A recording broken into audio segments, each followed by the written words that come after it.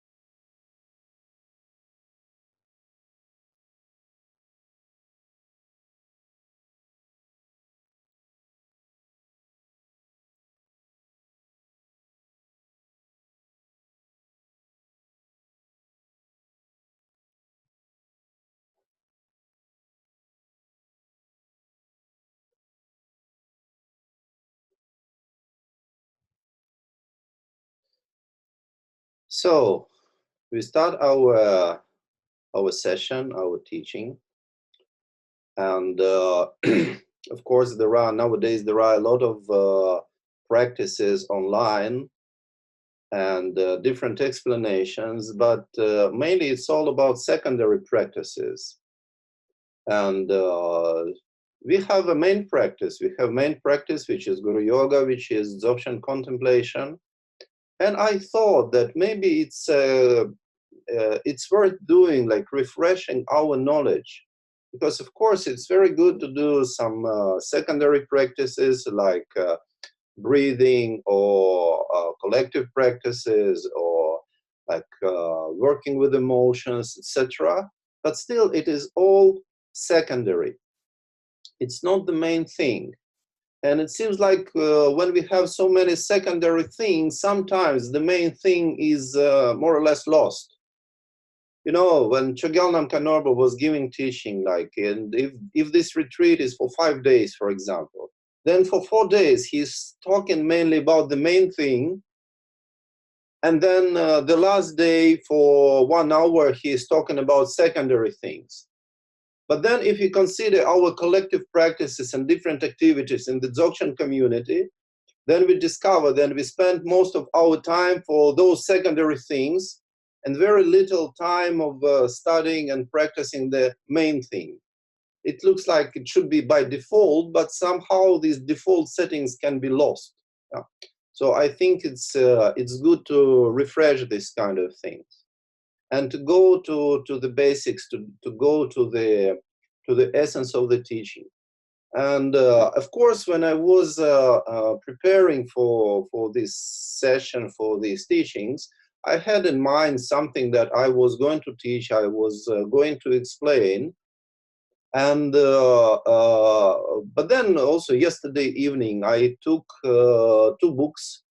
I went to bed and I took 2 books by Rinpoche with me, and quite big books. One is like maybe 300 or 400 pages, and another is like 600 or 700 pages. And I just opened them. I opened one book in one place, and I opened another book in one place, just randomly. And then I discovered that what I opened, it was exactly about what I was going to teach and how I was going to teach. So for me, it was a very good sign, you know, just random. I can show you the book, you know. This is one of the books that big. This is Retreats in Conway. We only have it published in Russian, so secretly. You know? And another is Supreme Source. Okay, so we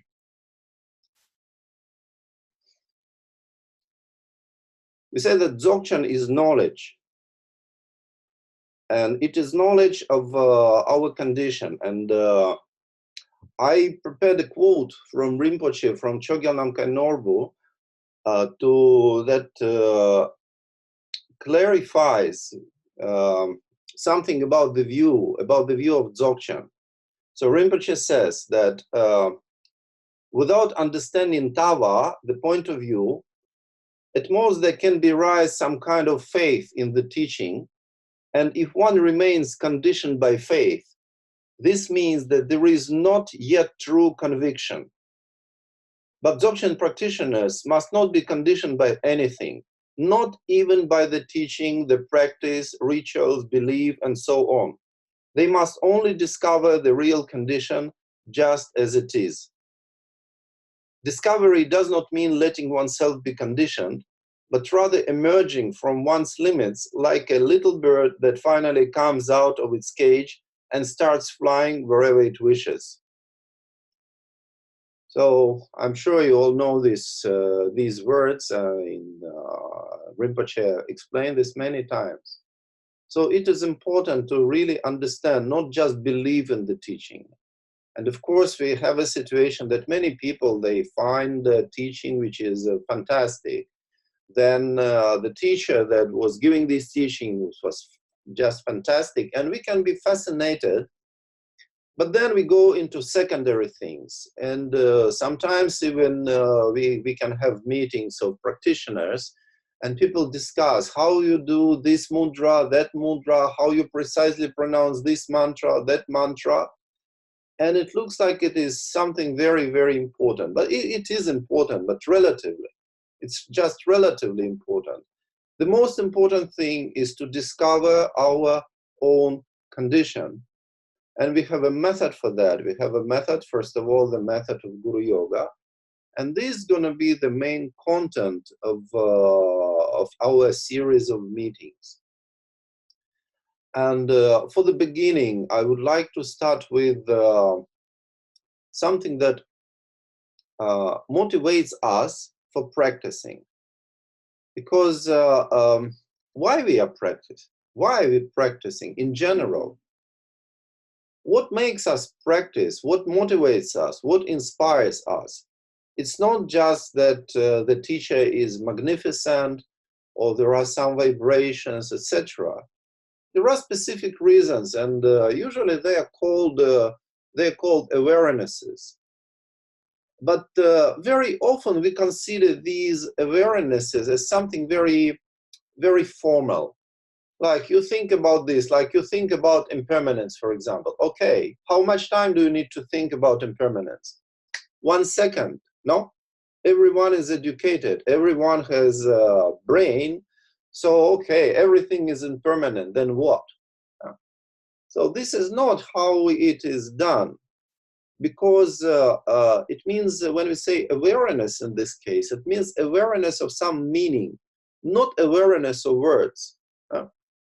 You know that this famous story about Tilopa and Naropa, I'm sure everyone knows, but still it's a wonderful story that when Tilopa came to Naropa in the form of a very ugly old woman, and this old woman saw that Naropa was reading a book, and Naropa was a very important scholar in Nalanda.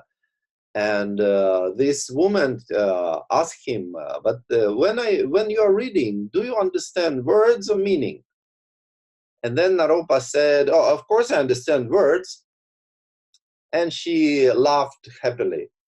But then Naropa thought to himself, oh, well, not just words. Come on, guys. Yeah, I'm an important scholar, Pandita, Naro Pandita. And I understand meaning, of course, he said. And then that woman cried. And then he asked, why did you laugh? Why did you cry? And said, because when you said you understood words, you said truth. But when you said you understood meaning, you lied. Yeah. So it's very simple. Yeah, very simple. We can understand words. And of course, we all understand words about impermanence. Yeah. But nowadays, of course, everyone understands, has it just at least a kind of glimpse into impermanence. Yeah. You just look what happened, what was like 1 week ago, or 1 month ago, how we lived 2 months ago, and how we live now. Yeah.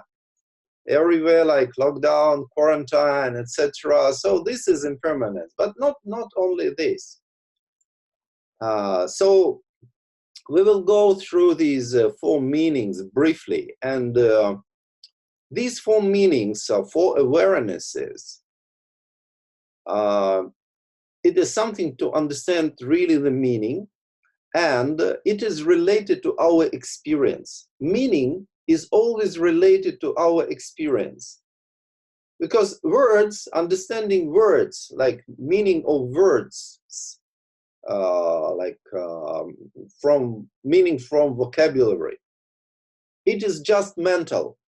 No, it's only mental state. But when we really understand the meaning, maybe from the big letter M, when we understand the meaning, and when it enters into our cells, then we feel something. Then we really feel something. We have some emotion. Our condition is changing. Then it means that the meaning entered into ourselves. And nowadays we have expression in trainings, in different coaching sessions, personal growth trainings, etc. Psychology, popular psychology. We have an expression.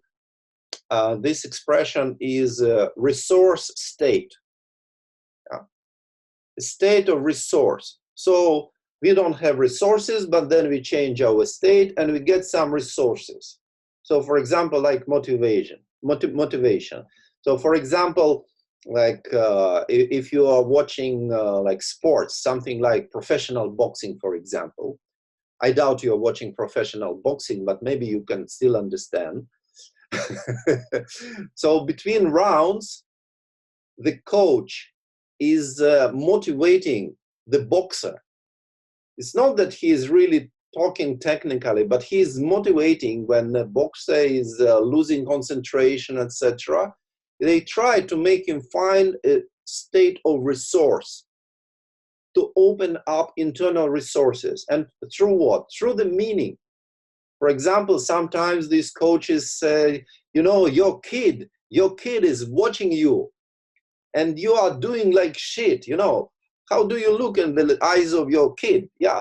And then the guy becomes motivated, like particularly if the guy is from the culture where there is this macho mentality and masculine mentality, etc. And then got motivated and then goes fighting and beats the opponent, yeah, for example. So something like this, a kind of motivation. But there are different kinds of resource states, because sometimes we can use our internal resources, but then we pay for that.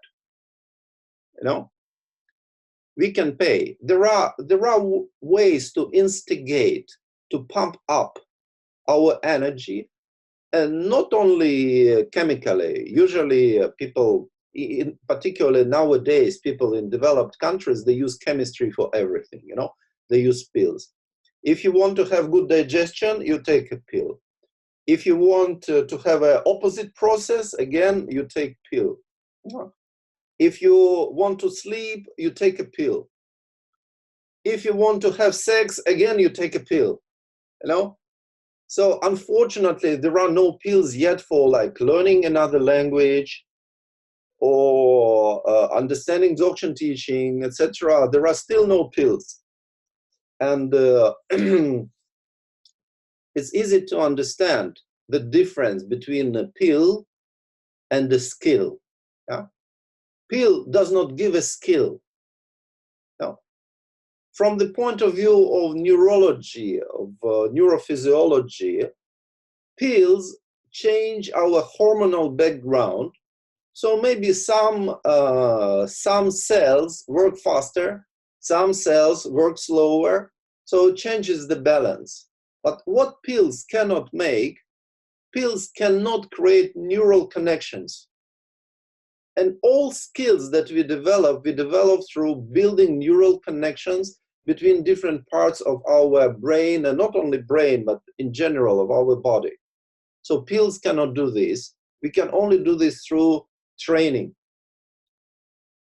creating these neural connections and creating skills. So we are interested in skills, not in pills, but pills can also be good, can be helpful. If it helps, why not? But we have to add something, not just have a pill. Okay. So, and therefore, I like to use the expression resource state instead of saying 4 awarenesses that change your mind, etc., which can be a little bit complicated and intellectual. And for example, the first thing is to understand the meaning of good things that we have with us. Yeah? The good things that we have with us. So it's easy. You look around. You look around. And you can see something nice. Maybe through the window you can see a sky. Maybe you can see something green. Maybe you just have very beautiful objects in your room. If you have nothing like this, okay, take a mirror. If you want to see something really beautiful.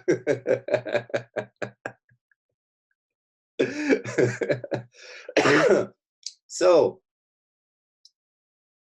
try to do it now. And when we say beautiful, it means we feel something. It's not that we just consider it beautiful, but you can notice that you can feel some pleasure. You know, this famous expression is that beauty is in the eyes of a beholder. So become a beholder and get this beauty into your eyes. Yeah. It can be just the color. It can be just a nice color, maybe nice color of your wall, or nice color of your floor, nice color of the sky outside, nice color of green plants in your room. Yeah. That should be something nice. Nice picture. Maybe you have a picture of your kid on your table and you feel nice. Of course, if this is a picture of somebody who already died, maybe you don't feel so nice about it.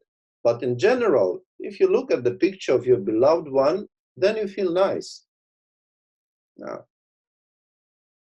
And try to feel nice, and try to feel how it reflects in your condition.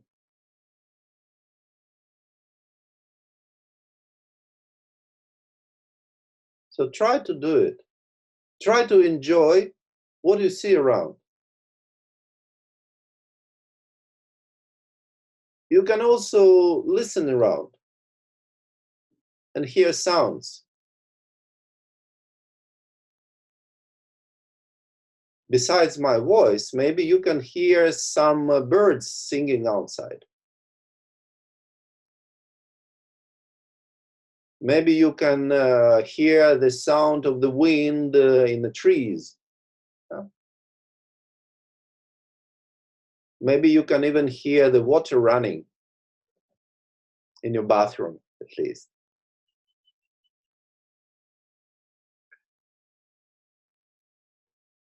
So try to discover something nice in your dimension.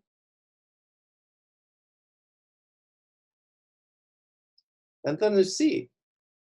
Because when you discover something nice, it makes us relaxed.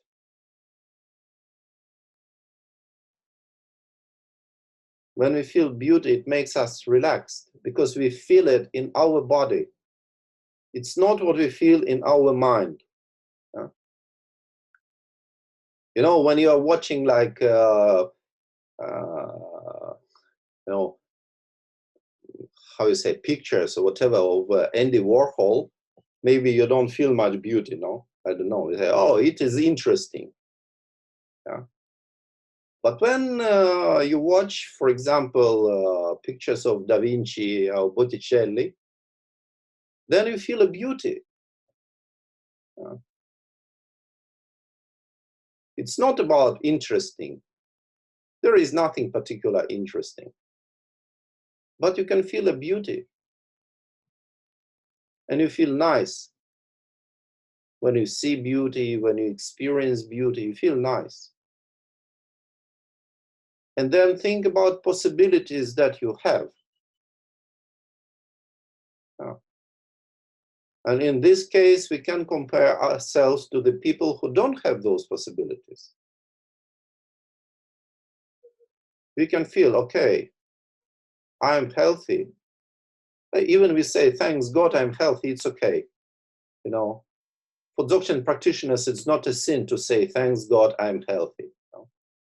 For Buddhists, maybe it's, I don't know, maybe can be expelled from a Buddhist community if you say, thanks God, I'm healthy.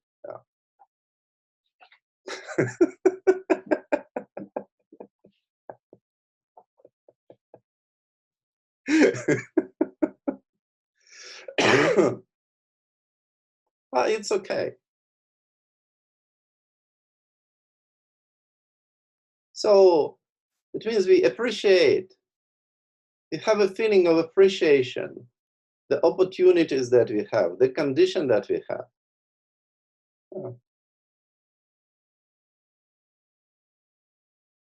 And when we appreciate, we feel something.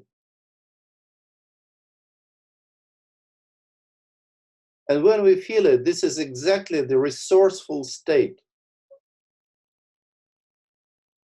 This is the resourceful state. Why?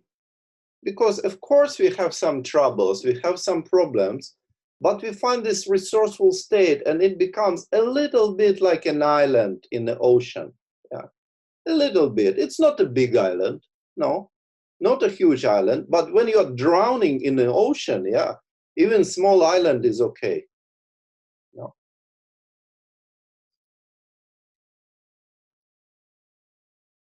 You know, there is a story that Buddha was saying, there is a discussion that Buddha was saying something that be something to yourself. He was using the word dipa.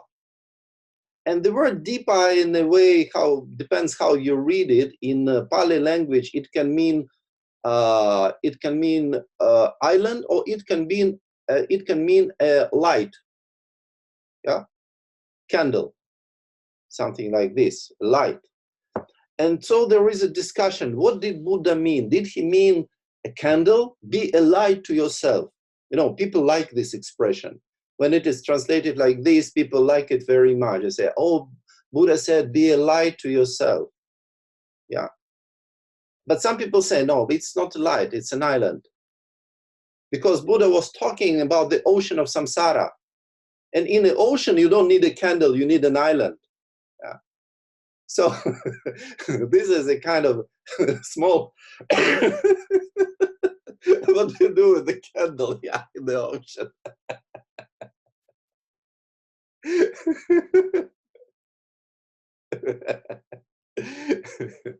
Island can be useful, yeah, even small one. Maybe if you're drowning in a samsara, in the ocean, yeah, and you find even island made of shit, you know, you're still happy.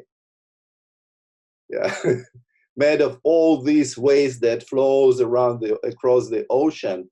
You find this island, and then you think, oh, I'm happy that somebody threw this garbage into the ocean, because now with all these plastic bottles, I can keep on. Yeah. But when you find a candle in the ocean,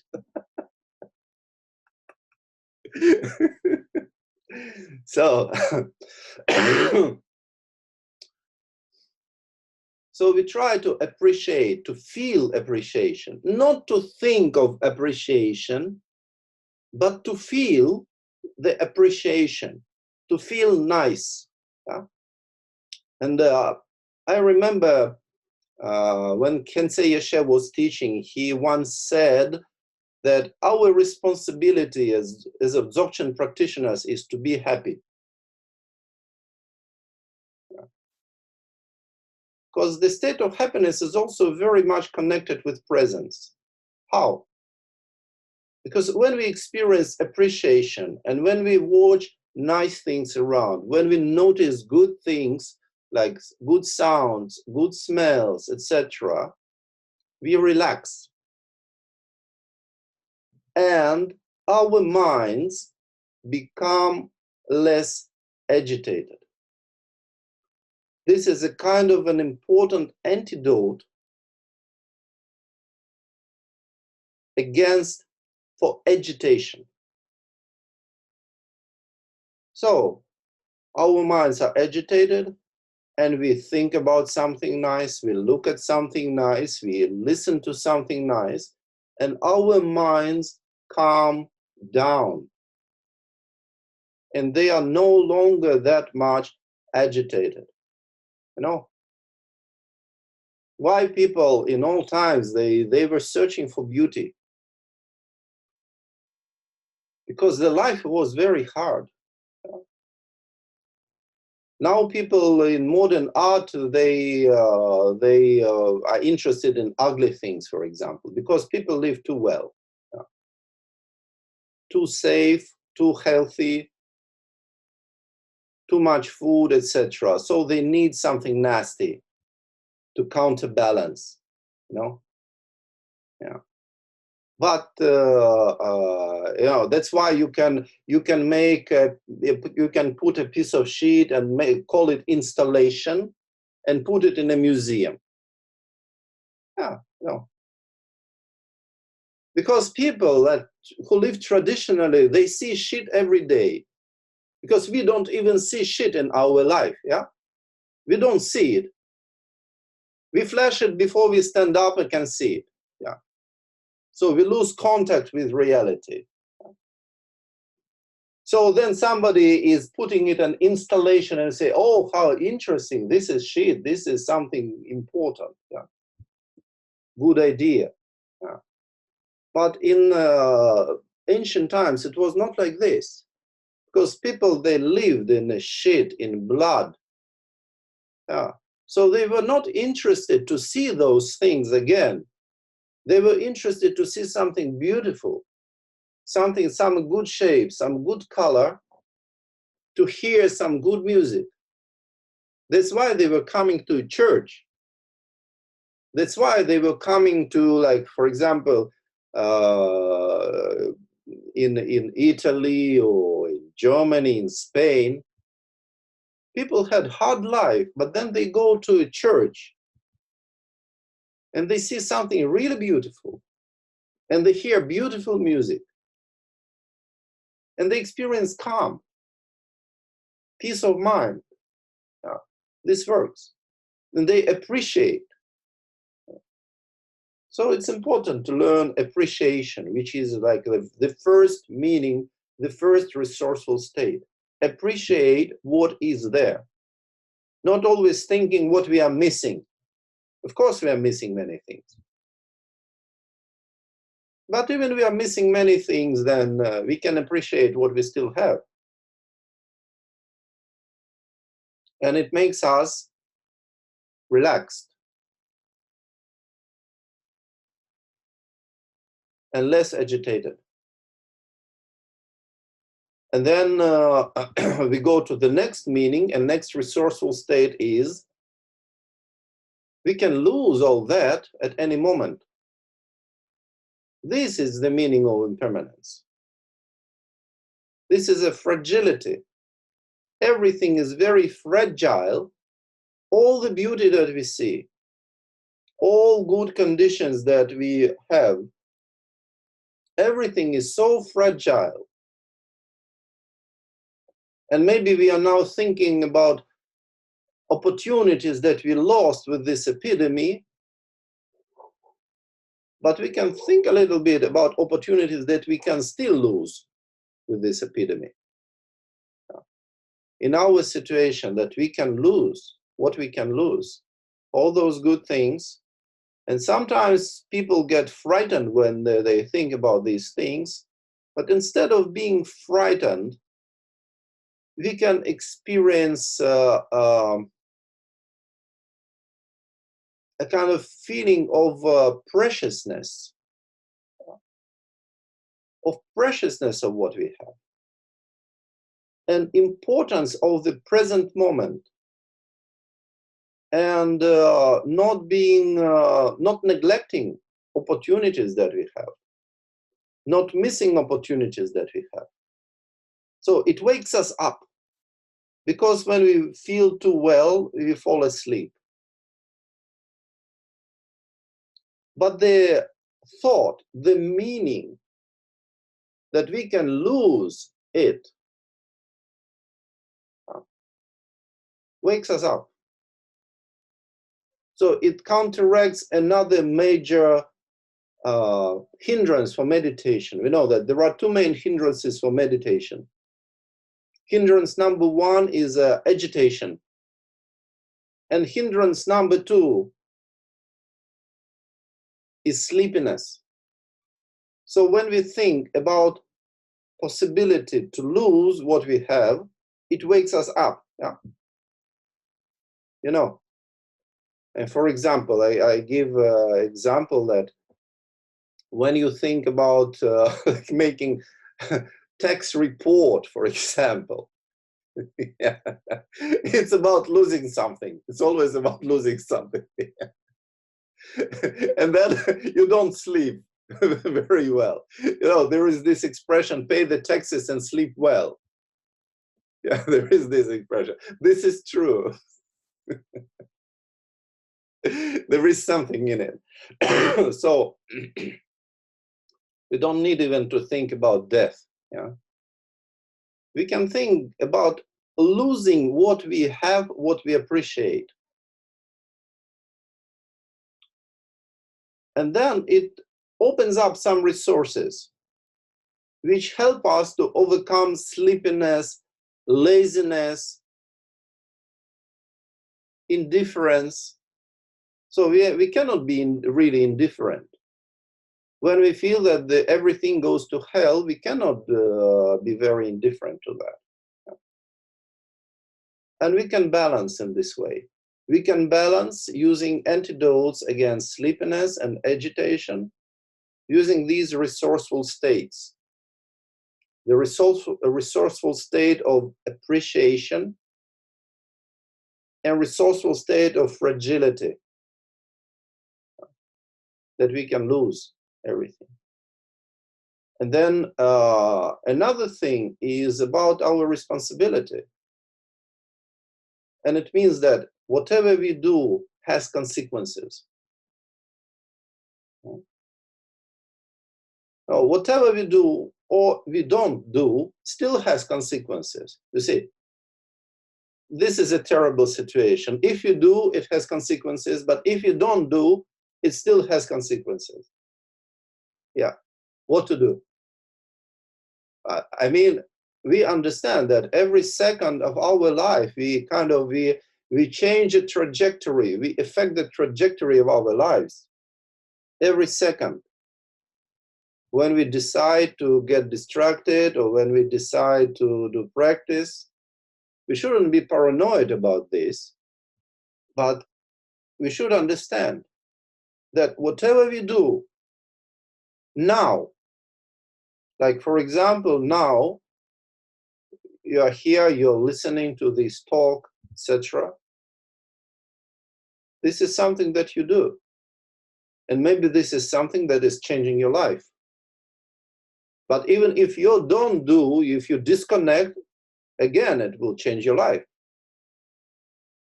Know this, there was this story by Ray Bradbury, The Sound of Thunder or something like this. I don't remember exactly the name. It was about a person who went back in time with a time machine and he killed a butterfly. And when he returned to his time, the whole world totally changed. And it is called the butterfly effect. I know that there is also some movie, Butterfly Effect, but I'm not sure if it's about this or something else. Probably about this. Yeah. So every moment of our life, we kill a butterfly. Every moment, whatever we do, whatever decision we make. And also, if we ignore something and we don't want to act, this is still killing a butterfly.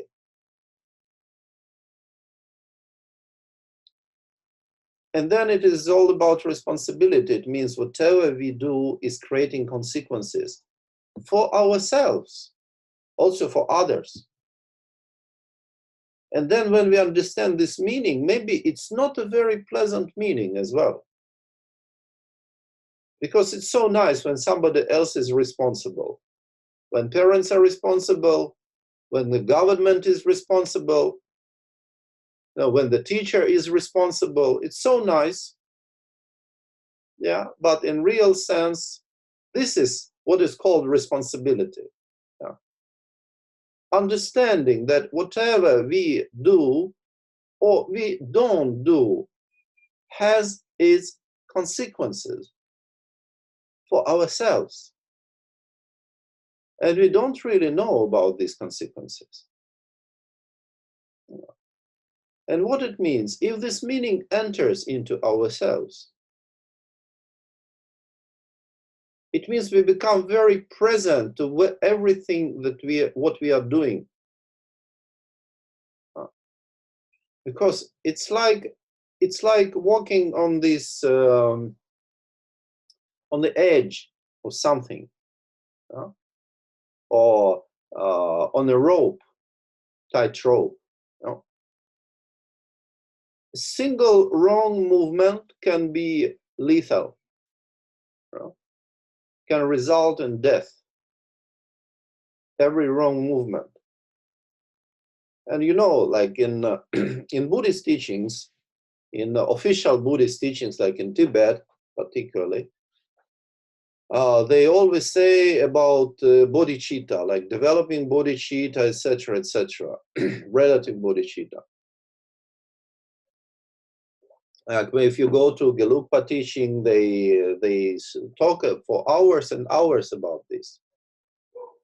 But when we talk about this in the context of Dzogchen, as Chogyal Namkha Norbo was always saying, what is the practice of bodhicitta for Dzogchen practitioners? What is the essence of this practice? The essence is observing one's intentions, because action starts with an intention. We have an intention to perform an action, or we have an intention to abstain from an action.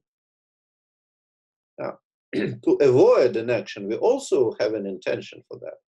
So any action has an intention in its core. And it is explained that karma is something which is derived from an intention. So it's a derivative from intention. It's not derivative like in terms of financial market, yeah, or like mathematics, but it means that the source of our action and our karma and its consequences is our intention. It means that we observe our intentions. What is our intention? What is really our intention? And we know that what is our intention, what we think is our intention, and what we explain to others about our intentions can be three different things, no? Quite different. And the farther it goes, the better it becomes, you know? So the way we explain our intentions to others is much better than we know it ourselves. and it is still better than it really is. So, and it means we need to observe our intentions and understand, because we don't have a list of good intentions and bad intentions. Like when we have in Hinayana, for example, we have a list of good actions and bad actions, including actions of mind. But also we have a kind of internal ethical feeling. You know, I don't know about everyone, but Immanuel Kant had it, yeah, for sure. You know, there are two things that inspire me in this world. It's like a sky with the stars above me and moral imperative inside Immanuel Kant. So sometimes we have it, yeah. A kind of inborn feeling of what is good and what is bad.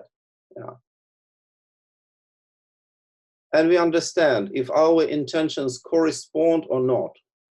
We have, we can say it a good intention and bad intention. We can say it for example, in Carlos Castaneda's books, Don Juan was saying a path with the heart. Yeah. Something like this. Or like internal ethical feeling, moral imperative, whatever expression we make, but there is a kind of indicator within ourselves. And sometimes we neglect it. Yeah. Even terrible people have it. Even terrible people who are killing, who make a disaster to other countries, they have it. And then it is rising, for example, in dreams. It wakes up, this feeling. And then they have nightmares, so they start to drink heavy, etc. Why? Because they want to get rid of this feeling. But we cannot. It's like it's installed. I mean, it's not a software, it's a hardware. Yeah. Something that helps us to survive, at least as a species, not even a human species, but just survive, continue evolution. Not to continue our personal existence, but continue general evolution. So it's like an evolutionary mechanism. And then we observe our intentions, and we know that the actions that we perform that come out from these intentions have consequences. It means responsibility. Then we feel we are responsible for what we are doing. And of course, when we have the presence of this meaning, if you have this actualization of this resourceful state, we will not do stupid things. We still can do mistakes. That's for sure. We can do mistakes. It does not make us like invincible or irreproachable, or that we cannot make mistakes anymore. No, we still can mistakes. We still can do mistakes. But in a way, we feel responsible that even we do a mistake, we accept the consequences. We accept the responsibility. And it makes us very present. Very present towards what we are doing, very present towards what we are feeling, what are our intentions mainly. So this relates very much to practice. This is not just a brainwashing. Like it can be like brainwashing. When people become Buddhists, they must be, how to say, I cannot pronounce this word, catechized or something like this, yeah? Not sure how it is pronounced in English, but it means like brainwashed, mainly, like accepting the symbol of faith. I believe it is like this. So we have this kind of things in religion, and Buddhism is a religion also. Can be a religion, mainly it is. Yeah. And then we say, oh, it is important to believe in reincarnation, it is important to believe in the law of karma. And this is exactly what I read from the quote of Rinpoche, that we believe. We don't really understand, but we believe. But this is something not ideological. It's an understanding that whatever we do has consequences. And we are responsible for what we do, and we are responsible for the consequences.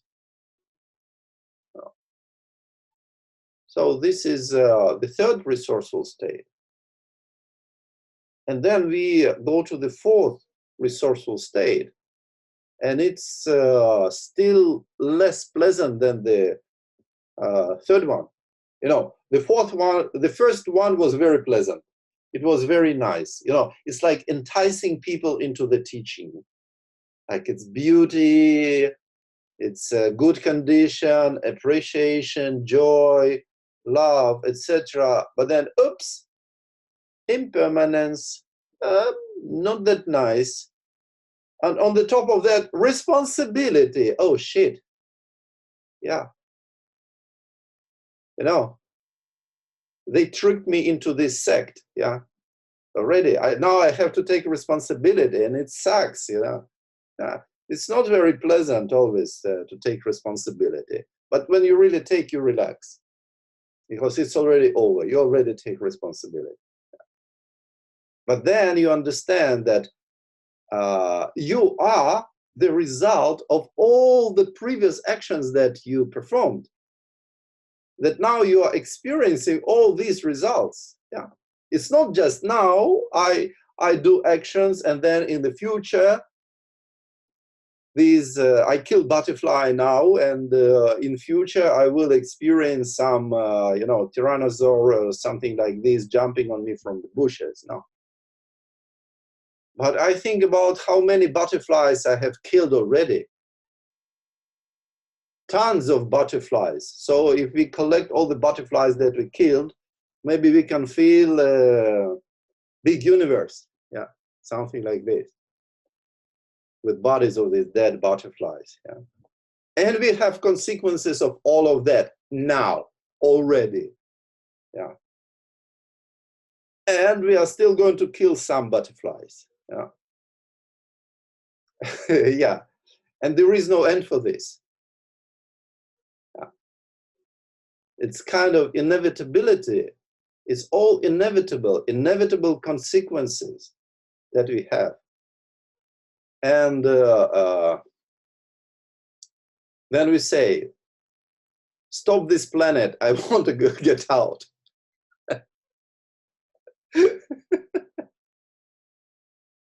This world is going to hell, stop it, I want to get out. Yeah. It means we understand that whatever we have, we still have all these consequences. We still have all these heavy things. And we want to be free from them. We want to be free. And this is the point of entering the teaching, of entering the path. I mean, in an ordinary path, not the path of Dzogchen, but an ordinary path. Then when we feel so much fed up with this situation, we don't want to kill butterflies anymore, but there is no way to avoid it. There is no way. If we continue like we live, there is no way to avoid it. So it means that we should somehow go beyond, go out of this situation, go beyond this situation. Yeah. So this is a resourceful state that really concentrates us and helps us to leave all unnecessary things behind. Yeah. Shouldn't be exaggerated, shouldn't become like paranoid or hysterical. But this meaning should enter. Yeah. And then we develop presence. All these four things, they develop presence, ordinary presence that we are talking so much about. Really. And for example, when, you know, this famous mindfulness, yeah, I'm also kind of a teacher of mindfulness, but I don't like this word. But it's very popular now. And when we approached Rinpoche and we asked Rinpoche about these courses on mindfulness, etc., so it was like, I think it was in 2017, I guess. And of course, he learned a little bit. He read some books about this mindfulness because everyone was coming to him with these questions. And he said, but all this mindfulness is for awarenesses.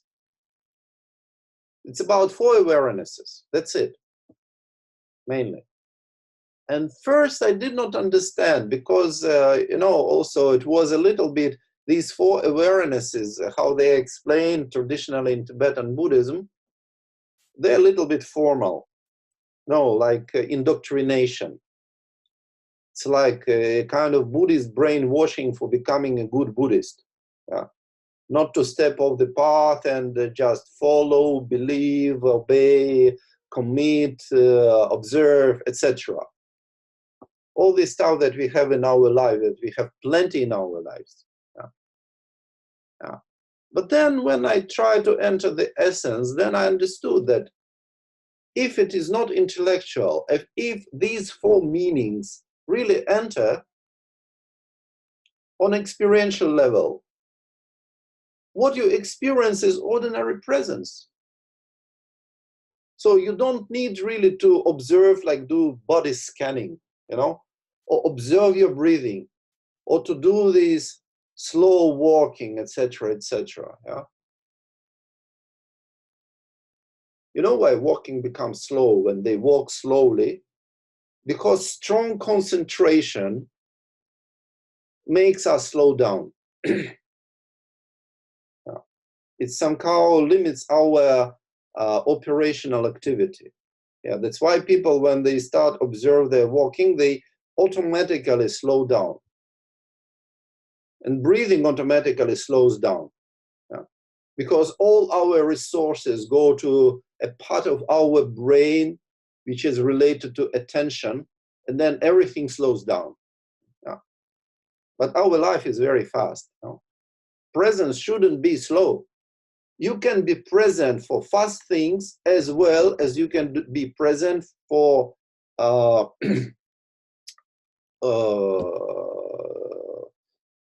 forgot the word, but slow things. Yeah, for slow things. Yeah, the same. And sometimes I see people when they discover this presence, and then I see them slowing down.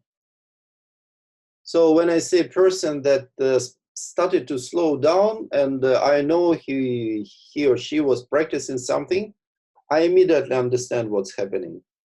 And I said, you discovered presence? I say, yes. And it's like, like holding a cup with water, which is really a good example and a good exercise. But we cannot live like this. Sometimes we should be fast. It doesn't mean we should hurry or run or whatever. But sometimes life is fast. And we can still be present. And when these 4 meanings enter,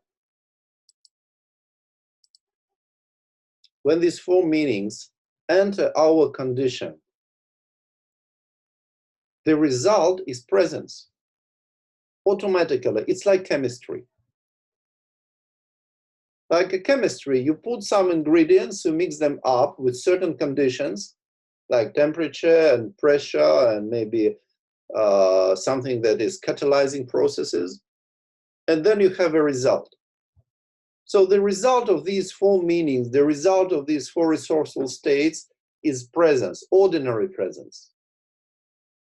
Not instant presence, not this famous instant presence, but ordinary presence, which is important, which is practice number 2, what Chogyal Kanorba was always explaining. That's why it is important. So these 4 meanings, these 4 like awarenesses or resourceful states, whatever you call them, it is important not for indoctrinizing ourselves. not for becoming like devoted practitioners, devotees. No, we don't need to become devotees. Like my good friend, some of you know him well, some of them maybe just heard legends about him, Jim Welby. You know, he called the Dharma bunnies, we can say devotees. Yeah, it's good to have devotion, but if we become just devotees, we can spend our life with that, but maybe we don't go too far if we just feel like devotees, Dharma bunnies, just following things without really understanding them. Yeah. Maybe we have better capacities. So for some people, maybe this is the only way, and so it's good. But it's like a little bit, it's a little bit like a dog. Yeah? The dog is very devoted, but doesn't understand much. I remember a very nice story, and the story was in Kiev, and Kensei Eshe was giving a teaching, public teaching there, and there was one guy that nobody knew who he was and where he came from. He was just passing by and get in and got stuck. And he was like listening and looking, etc. Then he came with some questions.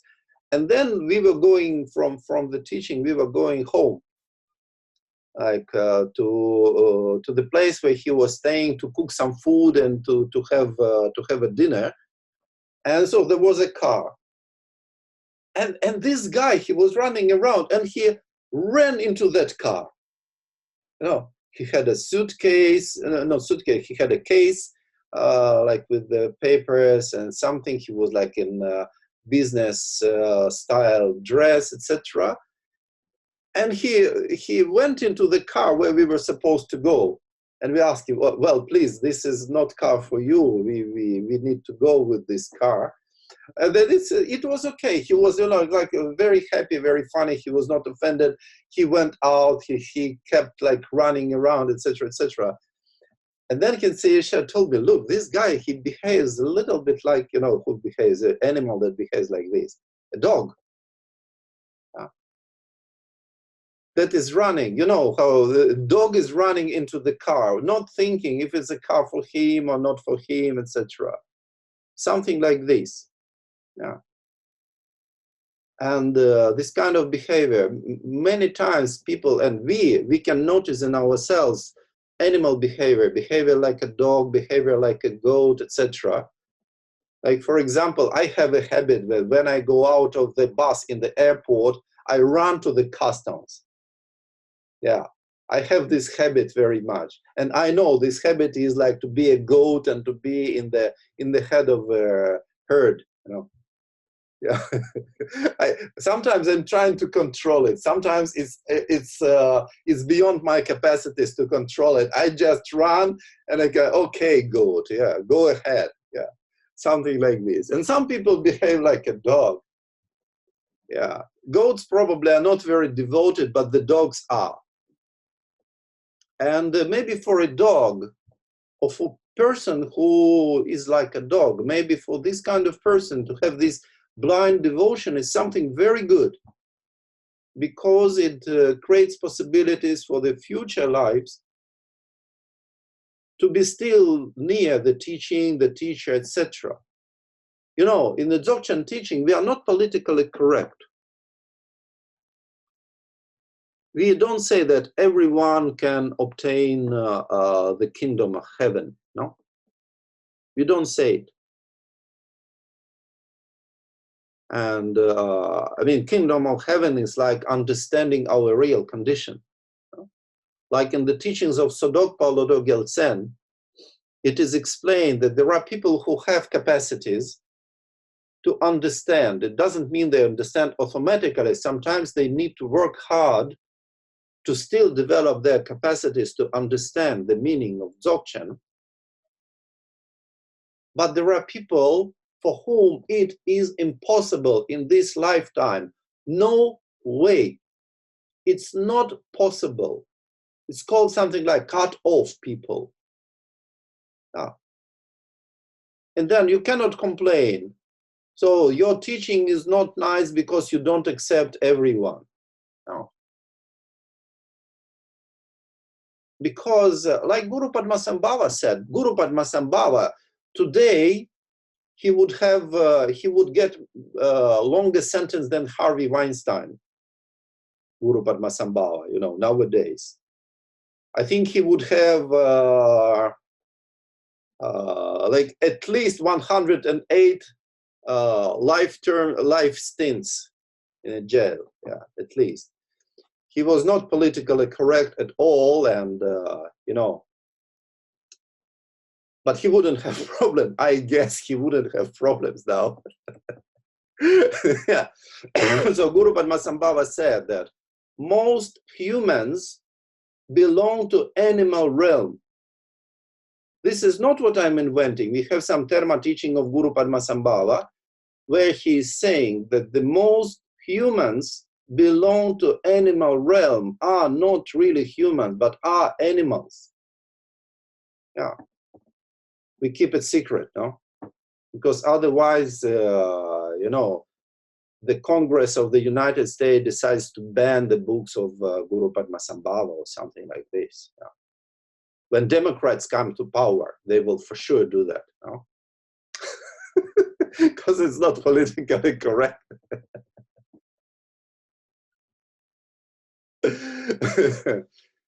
So there are people who cannot have capacities to understand the meaning in this lifetime. And then Sodokpa Lodog Gyaltsen is saying, and then you have a book by Patrul Rinpoche about Aroter lineage, and he's just copy-pasting Sodokpa in that book, saying exactly the same, that there are people of this cut-off type that have no chance in this lifetime to understand the meaning of the primordial state of bodhicitta, Samantabhadra. No way. Like you do not expect it from the dog, no, don't you? You don't expect that a person like in coma can understand it. We don't expect. And there is a big range from a person with capacities to the person in coma. And there is some border. Some people can understand. Some people, even they have connection with the teaching, even they have very strong connection with the teaching, but they can't understand. And so Dogpa and then Patrul Rinpoche, they advise, Tagdrol, this is the thing that we can help, with which we can help to these people. Tagdrol, liberation through touch to the body, like amulet, etc., etc. You remember how many amulets Rinpoche was making? How many? And he was saying, but if you're really a practitioner, you don't need it. Yeah. But for somebody who is not a practitioner, maybe does not have enough capacity, it can be useful. Then we have Tom Droll, like Tom Droll of this picture of the Song of Vajra, etc., to make a good imprint. But in this lifetime, not possible. Sorry, that's a reality. Yeah. Sometimes people get very upset when you say that some people cannot obtain enlightenment in this lifetime. No. Nobody is upset they cannot become a president of the United States or president of Russia or president of South Africa. Yeah. Nobody is complaining, I cannot become a president of South Africa. Your constitution sucks in South Africa. Yeah. Why Zuma can and I cannot. Yeah. Yeah. Or Ramaphosa can and I cannot. I should be very upset. I cannot become a president of South Africa. Yeah. But they say, well, but you cannot become a Buddha in this lifetime. No, this is the wrong teaching. This is not nice. This is not politically correct. Yeah? You don't need to tell people you cannot become a Buddha, but we should understand that there are some people who have no this capacity. But it's not our concern. Our concern is that probably we have the capacity. And it means if we have a capacity, we need to exploit this capacity We need to develop this capacity instead of applying things which are meant for people who have no capacity. You know? Because sometimes I can meet very often I meet this strange humility when people say, "Oh, I have no capacities. I have lowest capacities, etc. So I do this and I do this, like draw, control, etc. I do these small things." But you try to do big things. Even you don't have capacities, but big things already work as small things. At least they have the same effect as small things, like trying to do guru yoga is much better than wearing tagdrol. Tagdrol is included into guru yoga. It's instead of putting tagdrol on your chest, you put it inside in your heart. Then even if it doesn't work for you to understand, that still you can have a connection. Yeah. So this is the point that we have capacities. And so we use ordinary presence as a base to develop these capacities. And Chogyal Namkha was always saying that ordinary presence is a kind of a gate, a window to the instant presence, to understand our real condition. And it doesn't matter how we call it. We call it our real condition, we call it bodhicitta, we call it primordial state, we call it Buddha Samantabhadra, Tathagata Garbha. We can call it God. There is no problem calling it God or kingdom of heaven. You know, Chogyal Namkha was, from time to time, he was quoting something from the Bible. I don't know from where he was quoting. He was saying it was from the Bible, like explaining God is something that cannot be cognized, invisible, etc. And he was saying it's like a primordial state. So there is no problem to call it God or to call it Atman. You know, like Buddhists, when you say Atman, then Buddhists, usually traditional Buddhists, they freak out. They say, no, we are Anatman. We cannot be Atman. Yeah. Atman is forbidden. Buddhists have no Atman. Yeah. Yeah. Yeah. No soul. No self. Yeah. But if you read, like, for example, Mahaparinirvana Sutra, Mahayana, Vaipulya, the big sutra, then Buddha is saying that for those people who are attached to existence, Tathagata is teaching Anatman. But for those people who are attached to non-existence, Tathagata is teaching Atman. Yeah? And in Dzogchen teaching, we call our state Mahatman, Dagni Chenpo. Usually in the Dzogchen community, we translate Dagni Chenpo, we translate as totality of one's own state. But literally, the original of it means Mahatman, Maha Atman, total Atman, total self. Yeah. Total self. So we have no problem with calling it Atman or calling it self, but we just need to understand that the word is not important. Important is how we understand it. It means even we call it Maha Atman, it doesn't mean that everyone who is saying Atman is talking about the same thing or has the same understanding. So words, we need words just to indicate something. Words do not explain anything. Yeah. So we can call it God, we can call it primordial state, and this is something that we need to understand directly. And when we understand it directly, then it is called the view, the point of view. So the point of view, if we were to translate it into Greek language, ancient Greek language, that we would probably use the word theory, theoria, for that. Because it means exactly like view, vision, drishti in Sanskrit. The way of seeing things. But it is not a theory in our modern sense of the word. Like we explain things like this or like that.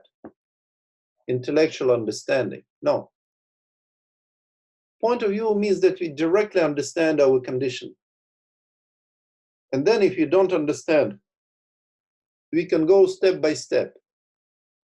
We can go slowly in this direction, trying to understand. And how we try to understand? Then we observe ourselves. And first of all, we observe our minds, which already requires some capacities. So let's try for some time to observe our minds.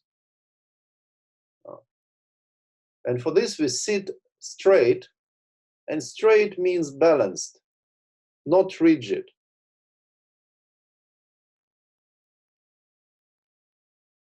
And it means that we sit comfortable. And comfortable means that we are relaxed.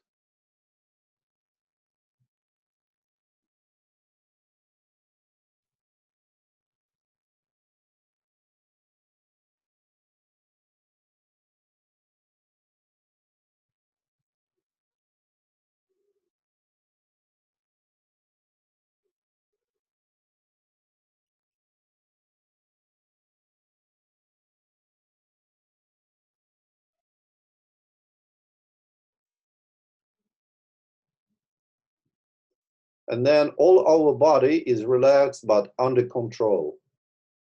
It means we have presence all over our body. And our body is toned. It means not tense, but not totally relaxed. So it's not like melting, like a snowman melting in the spring or in the end of winter. I don't know, probably some of you never saw a snowman. Yeah, I can imagine.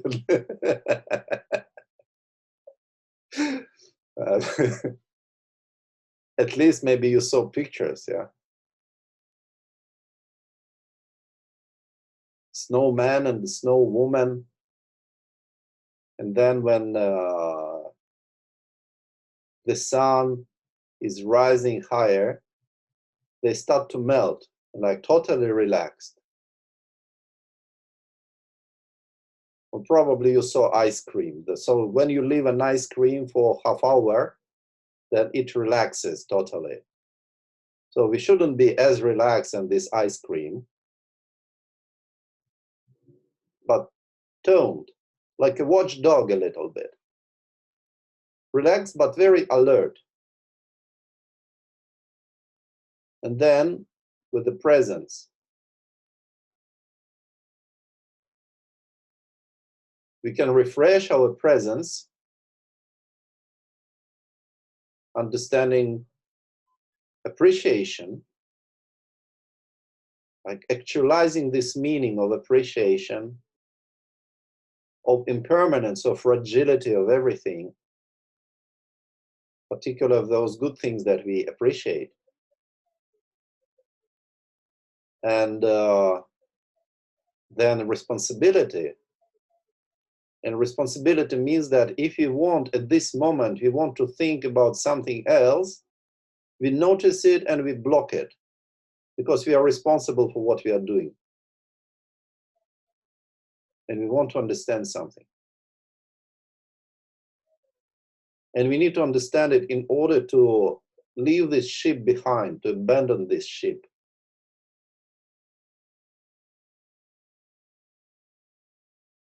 This ship of samsara. And samsara doesn't mean like something metaphysical. Samsara means this cemetery of butterflies that we killed.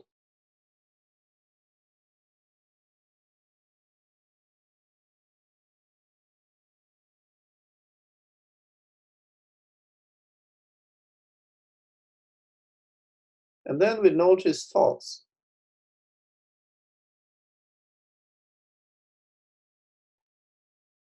And these thoughts, they rise and disappear. And then try to watch from where they are coming, where they are, where they disappear, what happens to them when they disappear, from which source they manifest, in which dimension they manifest. They exist. When you notice a single thought, try to notice from where it's coming, where it is, where it goes.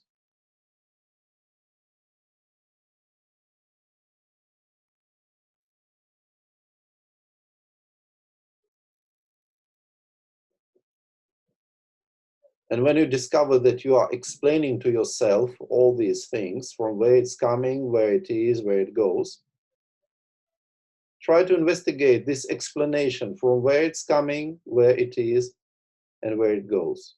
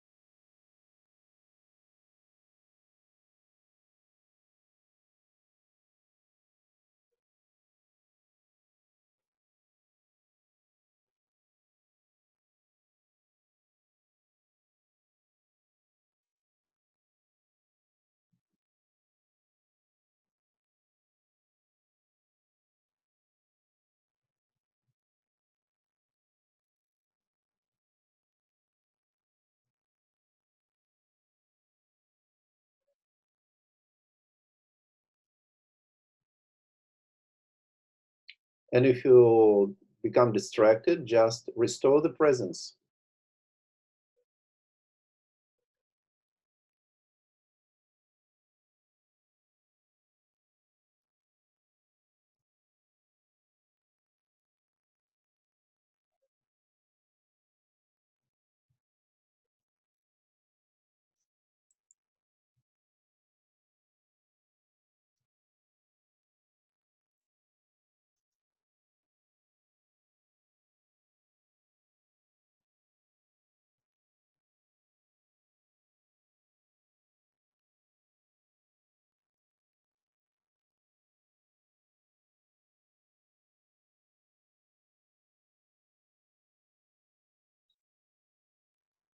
So whatever thought is arising, just notice from where it's coming, where it remains, and where does it disappear.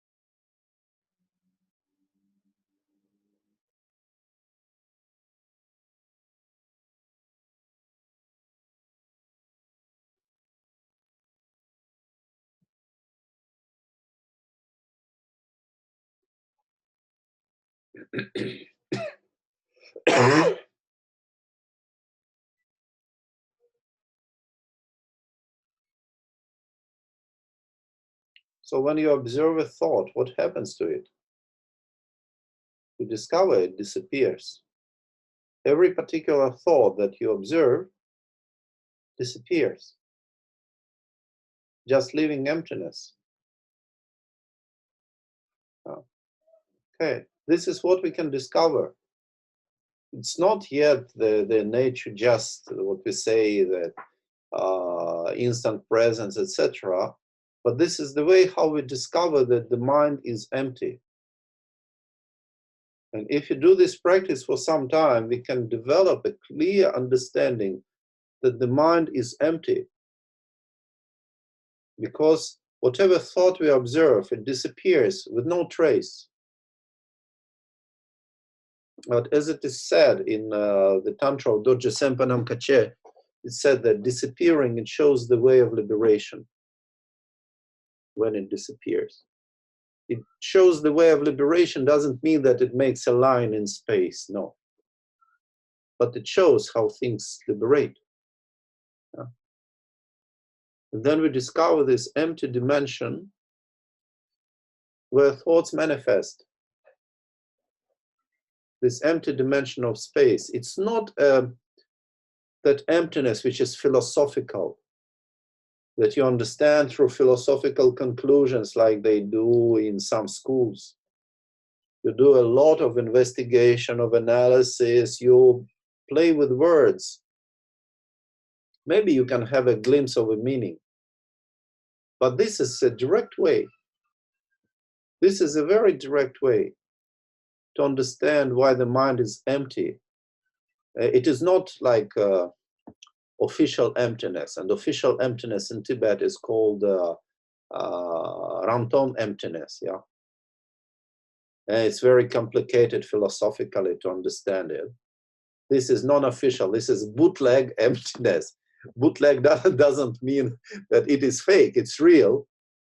You know, like whiskey, which was bootlegged, it was real whiskey. It was not fake whiskey. Yeah, you're drinking and you get drunk. This is the function. Yeah. Could be also good quality, but illegal in a way. So official Buddhism in Tibet, you know, official that it is a kind of illegal emptiness. It is called Shentong emptiness. Yeah. Sometimes there can also be different kinds of Shentong. There are more philosophical Shentong, but this is more like direct thing. And what does it mean, this emptiness? What does it mean that the mind is empty? It doesn't mean that there is nothing there. When we say the mind is empty, it doesn't mean that there is nothing there, but it's like space. When we say the space is empty, we don't mean that there is nothing in space, but it means that if whatever is in space, there was a point where when it entered the space, and there will be a point when it leaves the space, but space remains the same. So in the same way, the emptiness of our minds means that there is nothing in our mind that remains there forever, that constitutes its essence. Yeah.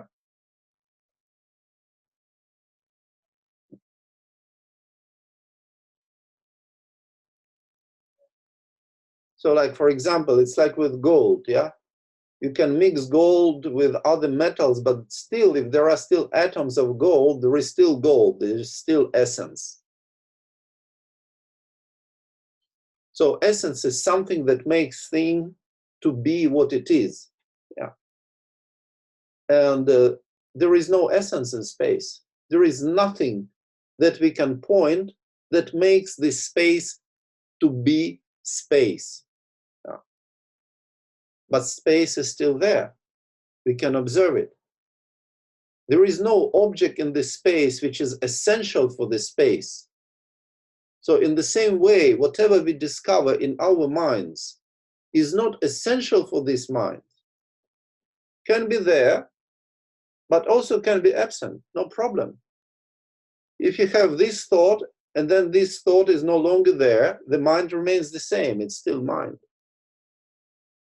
When we have a kind of emotion, even if it's a very good emotion like devotion or something like, or like compassion or love,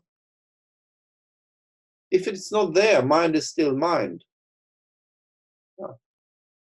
Even you put anger, the mind is not contaminated by this anger. Like the space is not contaminated by dirty things that you bring into this space. Yeah, you bring dirty thing into the space, you remove, space doesn't change.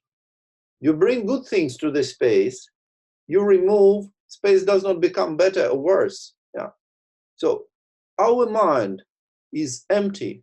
We say sometimes it has empty essence or empty nature.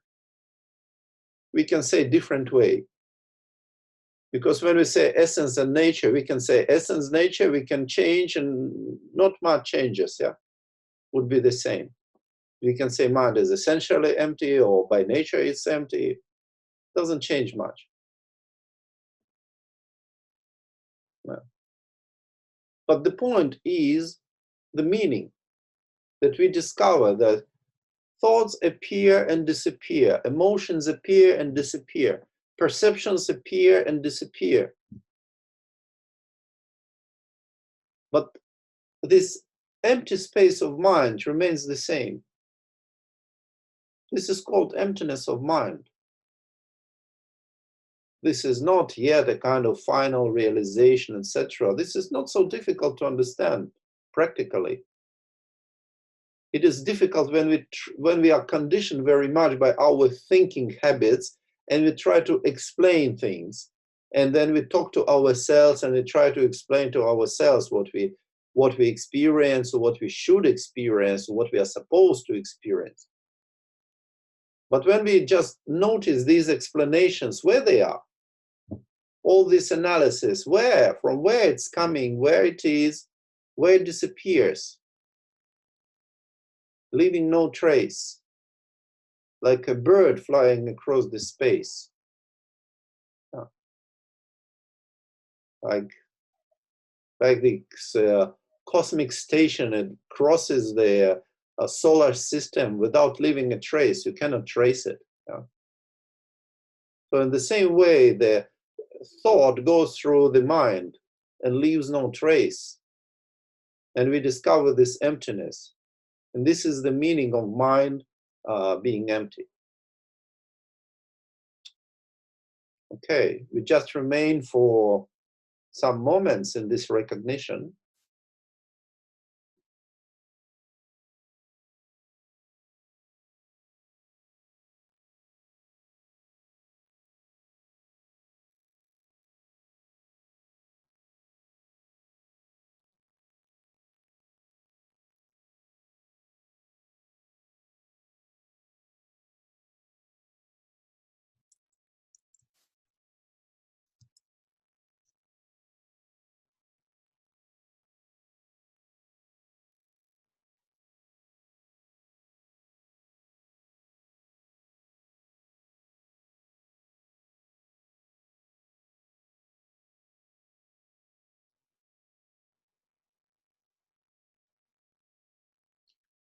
Okay, so, and before we dedicate the merit, we should understand what we dedicate. Yeah, because sometimes it's like a magic technology. We say dedicate the merit, and then how do we know if our merits are dedicated or not? We believe they are dedicated because we said magic formula of dedicating the merits. But it means that we did something good. And then again, we return to this feeling of appreciation of what we've done. We appreciate that we didn't waste this 1 hour and a half, we didn't waste it. Yeah. We did not kill as many butterflies as we could. Yeah. Maybe we even saved some. Yeah. So it was something good. Yeah. And we appreciate what we did. We appreciate. And this is the merit. Yeah. And then we wish that it brings some good result because it's just appreciation. There should be still a skill developed. Yeah. Knowledge developed. from this. And this brings good results both for ourselves and for others. So in this way, we dedicate the merits of our session.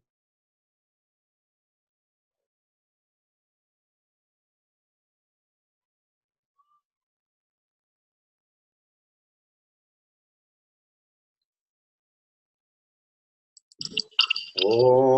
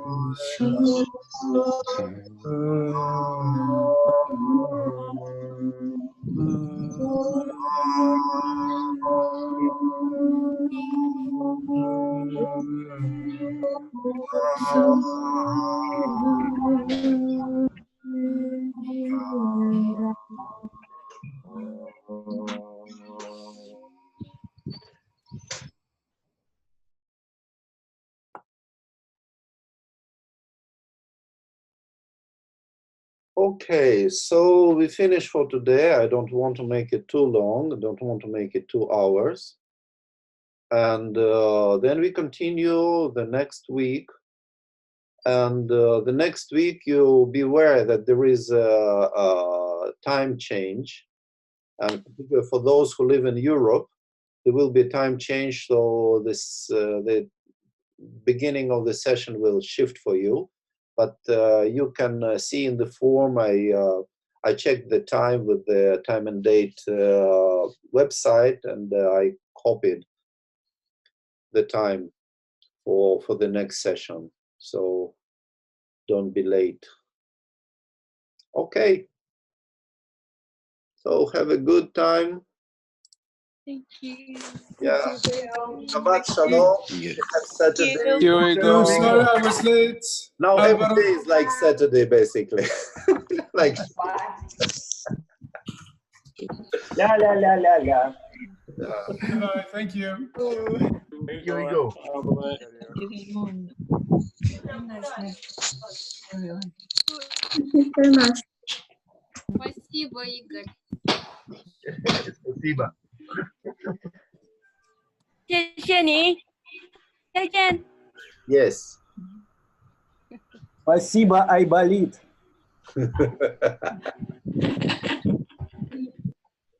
Да-да-да. Спасибо, спасибо.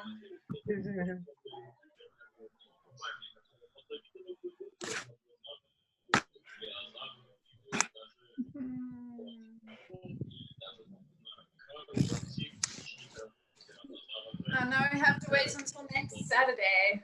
That's the work. Lei, la Francia. Lorena.